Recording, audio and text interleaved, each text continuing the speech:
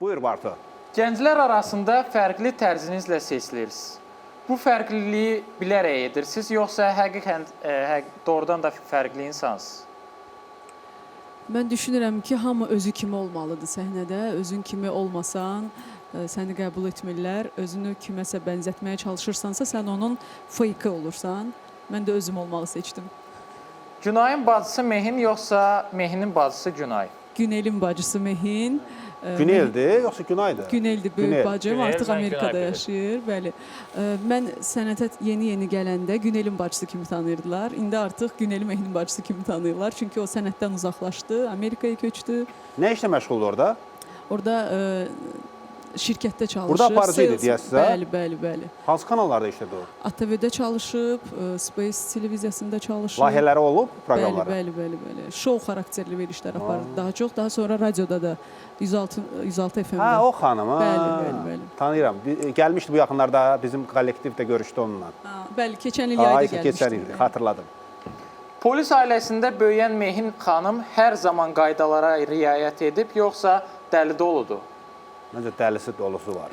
Mən sözün açığı qaydalara riayət etməyə çalışıram, amma bu məndə yaxşı alınmır.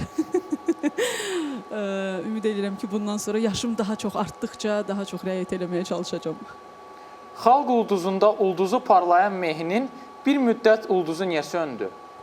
Bəli, bunu bayaq da vurğuladım. Təhsilimə görə məktəbdə oxuyurdum, 9-cu sinifdə oxuyurdum Xalq Ulduzunda çıxış edəndə. Daha sonra akademiyaya hazırlıq ərəfəsi, sonra konservatoriyada təhsil ərəfəsi filan. Bu bir 5-6 il çəkdi. Ona görə təhsilimə görə sənətdən uzaqlaşdım. Sizi ən çox nə xoşbəxt edir? Mahnı oxumaq, yoxsa rol oynamaq? Məni çox xoşbəxt eləyir mahnı oxumaq. Mən hətta bəli, oxumadığım ərəfələrdə, karaokelərdə filan oxuyub ürəyimi boşaldırdım. Bir müsahibənizdə demişsiniz ki, müğənniyə heç yerdə hörmət yoxdur. İndi özünüzə qarşı o hörməti görürsünüz? Sözün açığı, haradasa bir 15 il bundan əvvəl, o çoxdan müsahibəsidir, həqiqətən də belə idi. Çünki bəzi ifaçılar öz pərdə arxasında yaşadıkları məsələləri o qədər işıqlandırdılar, gündəmə gətirdilər ki, artıq tamaşaçı tərəfdən bir balaca qıcıq yarandı ifaçılara. Amma indi çox sevinirəm ki, artıq səhnədə öz sözünü demiş, sənətkar adı qazanmış ifaçılarımızın sayı çoxdur. Ona görə də artıq mən deyərdim ki, hətta müğənnilərə daha çox hörmət var digər sənətlərə nisbətdə. İndi daha çox hörmət var. Bitdi suallar? Çox sağ olun, suallar bitdi. Mehin xanım, kimə pərəstiş edirsiniz bizim yerli müğənnilərimizdən, xanımlardan? Pərəstiş deməzdim, amma ifalarını dinlədiyim, bəli, Sevda Ələkbərzadəni çox dinləyirəm. Röya xanımın mahnılarını çox sevirəm. Aygün xanımın bəzi mahnıları var ki, onları hətta playlistimdə də var. Zülfiyə xanımı çox sevirəm.